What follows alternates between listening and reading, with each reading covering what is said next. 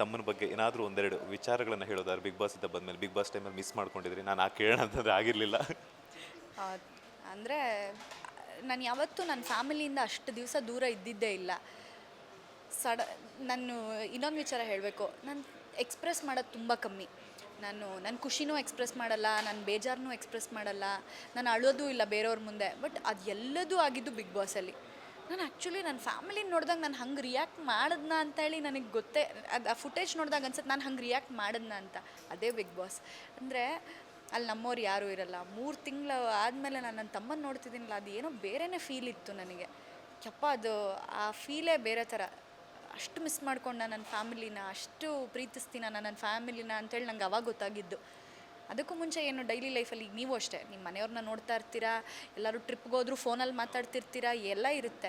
But ಅದೇ ಒಂದು phone ಇಲ್ಲ, ಅವ್ರ ಜೊತೆ ಸಂಪರ್ಕನೇ ಇಲ್ಲ, ಅವ್ರನ್ನ 3 ತಿಂಗಳು ನೋಡೇ ಇಲ್ಲ. ಸಡನ್ನಾಗಿ ಬಂದಾಗ ಹೆಂಗೆ ಅನಿಸುತ್ತೆ, ಅದೇ ನಂಗಲ್ಲ ಆಗಿದ್ದು.